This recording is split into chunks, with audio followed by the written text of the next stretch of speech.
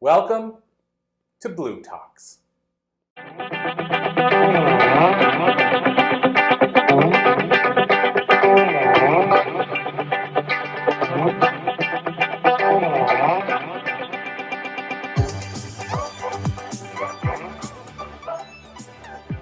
Well, I'm honored to be actually the last speaker. I know when Corey said I was going to be, I'm like, wow, well, I'm going to have all these amazing presenters, and how am I going to level up? I'm not sure if I can, but I've got a big story, and I know I've got 20 minutes to share some of this. And yes, I am Chief Visionary Officer of Valko Financial.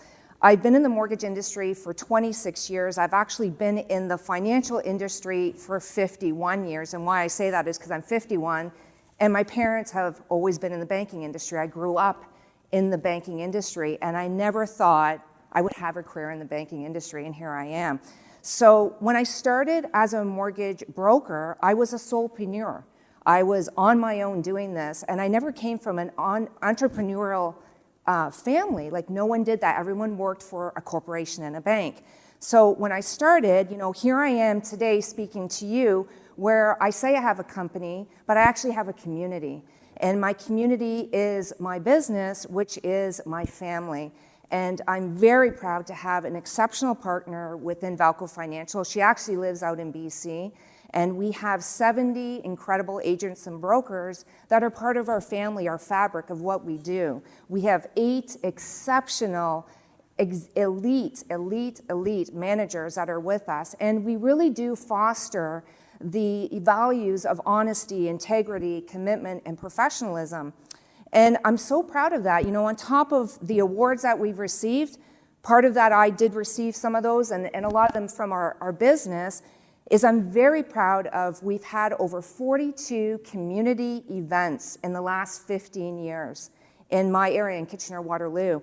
I'm a big proponent of community, and I'm a big proponent of charities and giving back and making sure we're celebrating people and bringing people together. So, when you say I don't sleep, I don't sleep. It's not part of my fabric. It's always, what am I going to do next? I'm much of a visionary, and I'm much of a person to give back, but that hasn't come without a price. And, I've done a lot of speaking in my industry, and they've always said to me, Tracy, you're so lucky. Look at you. Look at all that you have. I'm a mother of 2 beautiful children. They're 26 and 21. My son's 26, my daughter's 21. And I've been married for 26 years. And they go, from the outside, it looks perfect. But it hasn't come without resilience. And it hasn't come with a lot of adversity, not only from a business side, but from a personal side as well. And I think that is part of life, is going through resilience and going through struggles to get where you're at today. I wanted to talk about the topic of resilience because I think it's so important to the fabric of who we are and what we do every day. Talking about the definition of resilience, when you look at what the definition is about looking at adversity in your life and how you're able to overcome that. When you look at resilience, when you think of traumatic things that happen to you, you think of emotional upheaval, stress, your trauma that's happened to you. But resilience is about the adversity, to be able to pivot and bounce back and be able to work through life. And I think that what I've had to work through, not only personally, but in business as well, there has been really 5 pillars, 5 values that have moved me through to be able to be the person that I am today. And I wanted to share that with you. The first one that I wanted to talk about is self-awareness. So with self-awareness for me, you have to remember, I'm 51. I'm proud to be 51.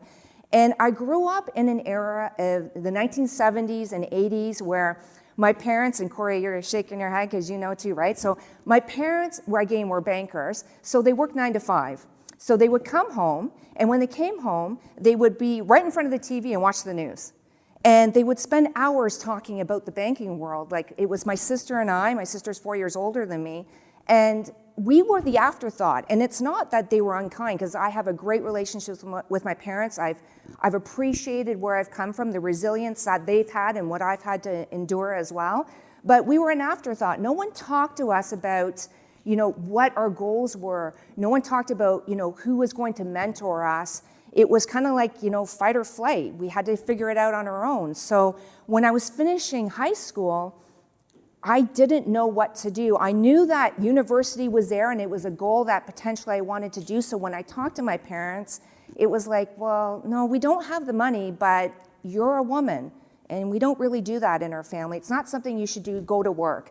So, okay, I went to work after I finished high school, and what did I go into? I went into the financial industry. Of course, my parents were there.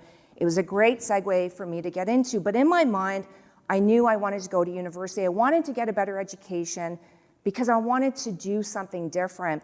So when I worked for a financial institution, a corporation for 2 years, in those 2 years, I saved money. I saved money for school.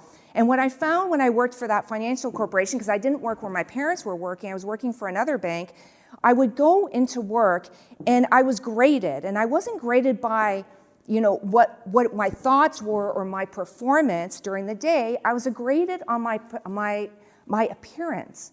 And so what I mean by that is I would walk into work and there would be a lineup of men, because financial world is very male dominated back then, especially.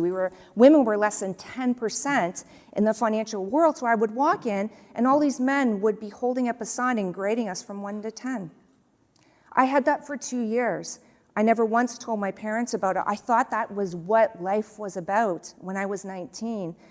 I would go home and cry when I went home, and I would make sure I saved every dime because I knew that there was a better life. And when I finally got enough funds to be able to go to university and have the courage to talk to my parents about what would happen, my parents really didn't say too much. I think that what I've come to learn is that my mom experienced probably something very similar to what I went through, and my dad was just used to that being what it was back then.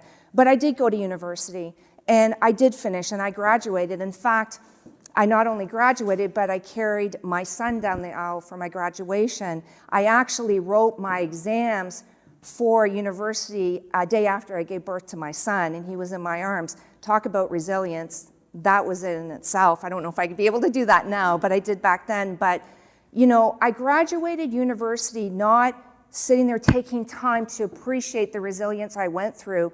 I graduated university saying to my parents I was trying to prove a point. And I think I spent much of my 20s and 30s trying to prove a point to people because I was given always these answers of, no, you're not good enough, no, you're a woman, no, you're not able to do that. And so the self-awareness that I had was realistically looking at myself saying, yes, I am worth it and I'm able to do that. So when I graduated, I went back into the corporate world and the financial world. It was a better place, thankfully. But there I got the experience of actually being introduced to being a mortgage broker.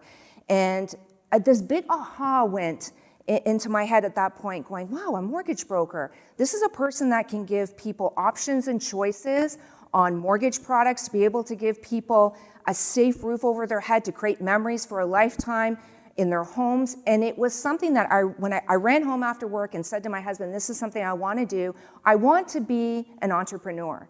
And my husband was always, and always has been, very, very, very, receptive to any of my thoughts and very supportive. And he said, absolutely, go do it. So I did.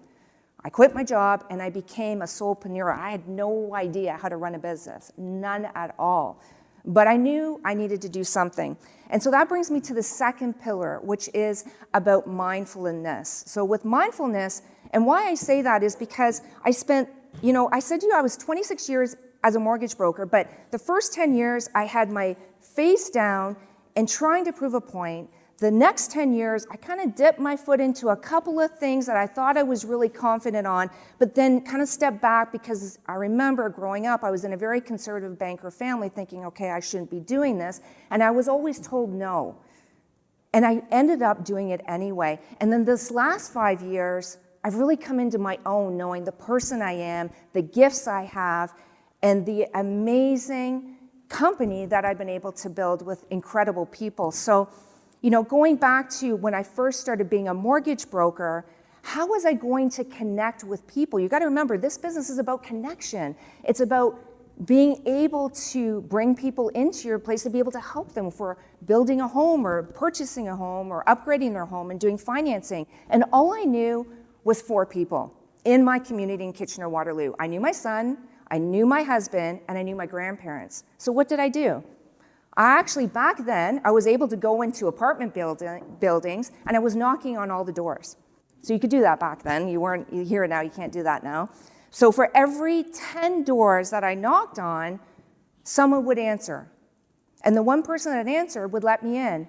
And what I did is I started just talking to people. I would talk to people about what they were struggling with. What are their goals? What are their aspirations? What were their desires to actually get into a home? And what I found was the big aha for me was that people just wanted to be heard. They just wanted to be validated and listened to. But what I couldn't do is actually finish the conversation of helping them be able to get that house that they wanted, their dreams, to be able to get them pre-approved for financing, because I wasn't confident in my words back then. I wasn't, sure of I was able to do this role. So what I did is I went home and I thought, okay, I've got to do something. Now you got to remember, I came from a family that no one talked about mentorship or talked about having, goals or aspirations. So I went to the brokerage that I worked for and said, can you help me? And that owner was a male, and he looked at me and said, no, I can't help you because you're a woman and your job is to be an assistant. You won't be a broker. You won't own a brokerage. You need to just come here and I'll help you and you can just be my assistant. Well, I'll tell you one thing. I left there and talking about, stars aligned and talking about things that happened. I was on a bus going back home and there was a sign up there and it talked about Toastmasters. I didn't know what Toastmasters were, but it talked about confidence in speaking. So I came home, talked to my husband, and my husband knew about it, and he said, yes, you need to do that. Why don't you sign up for that? So I did. The next day I went to sign up, went to that. I not only went once through the program, I went through the program 13 times. 13 times.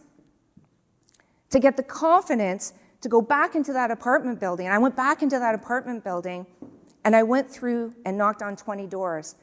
And the first person that actually answered the door let me in. And not only did they let me in, I started talking to them about what their goals and aspirations were. And this woman was a single mom, and she never thought she'd be able to own a property. And I sat down and worked on financial solutions for her.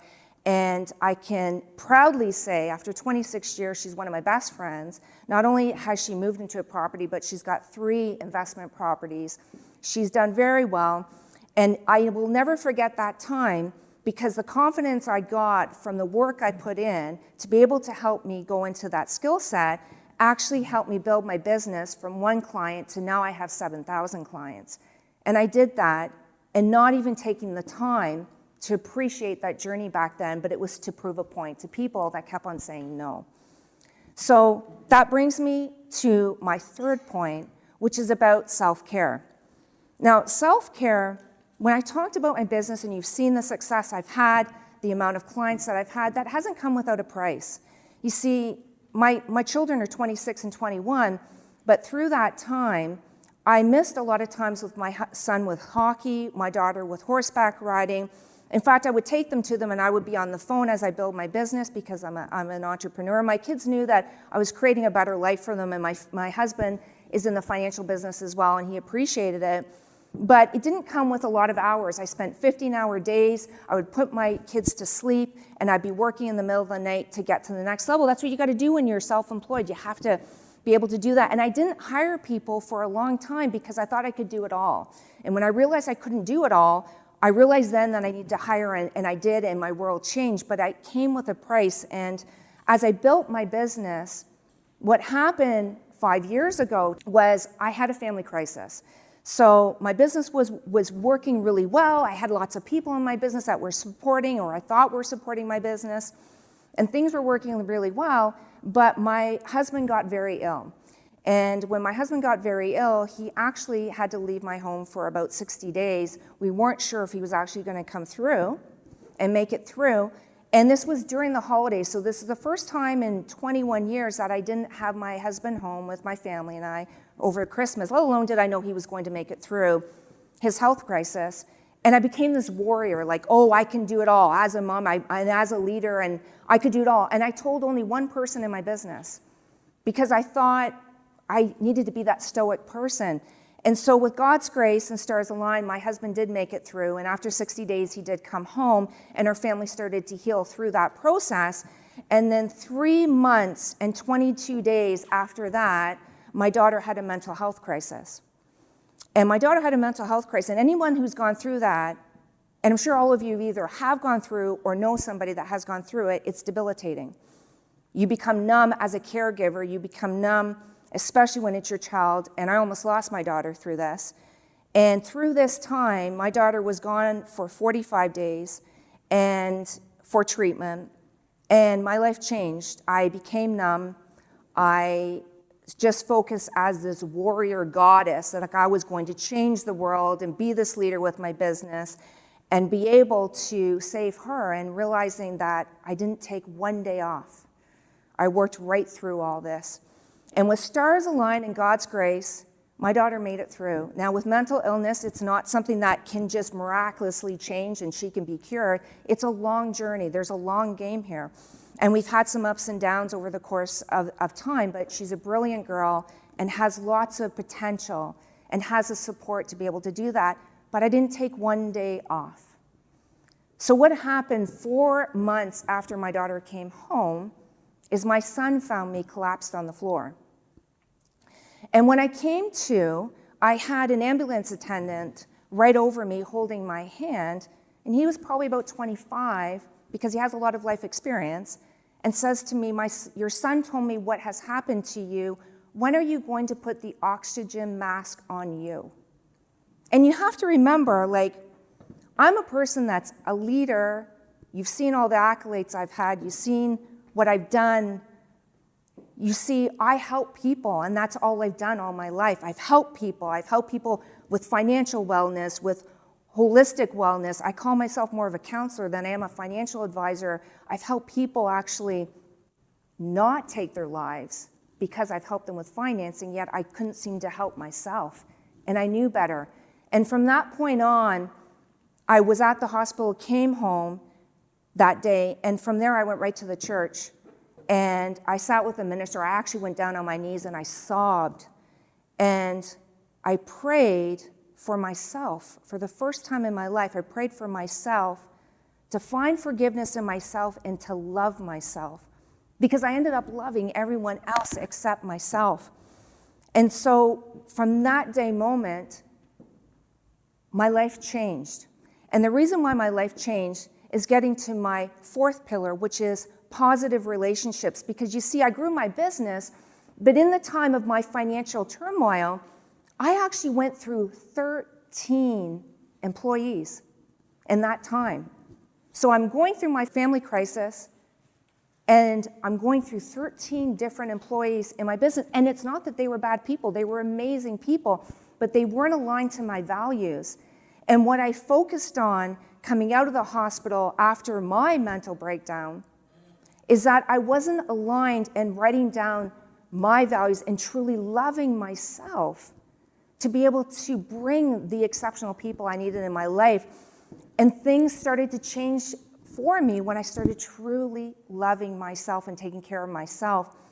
And I can say proudly today, I have the most incredible family in my business. I have the most amazing partner that I have with Valko Financial, and we're growing this business because I deserve it. I'm a good person, and I love myself, and it's changed my life.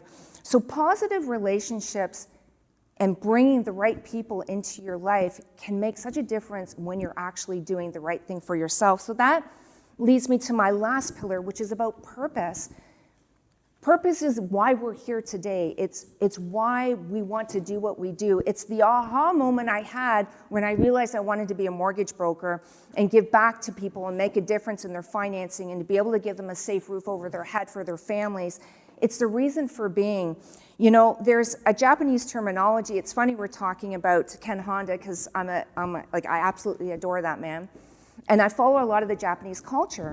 And there's a term called aikiai. And I said this at my conference 2 months ago in Vancouver. actually I said it to the mortgage industry, talked about this terminology. And what this terminology is it's the intersection between what you love, what you're good at, what the world needs, and how you make money. It's the bliss, purpose, and intention behind everything you do. It's the whole purpose of your being. It's why you get up in the morning.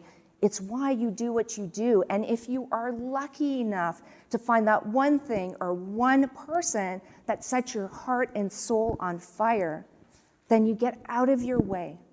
Get out of your head and do what you're supposed to do, because here is the thing. Safety is an illusion, and happiness is a choice. And life is short. And in the end, we're all going to die. So take the time now. Find what truly makes you happy and do it, because you can have all the accolades like I had, and everybody from the facade can think everything is going on right, when realistically you need to focus on you, because you have the biggest impact to make that difference. And so I'm gonna leave with the word of being grateful and gratitude, because I gotta tell you, and this is 20 minutes of telling you my story in a very short time, because there's so much more to it. But I gotta tell you, having a grateful heart, I wake up every morning with a grateful heart. I lay my head down on my pillow at night and grateful for the day I had, for the journey experience I had. Is the darkest of times I had, and I have literally been on my knees at the hospital praying for my daughter. My darkest of times, I was grateful for the journey. It got me to where I am today, to be able to speak to you, to make a difference, because I know I've made an impact on so many people. And I know that we all can. And I know with mental health, there is a light for so many people out there. So just have a grateful, resilient heart, and be so grateful for yourself, because I can truly tell you I love myself, and I know in the end I'm going to make such a big impact by telling my story. Thank you.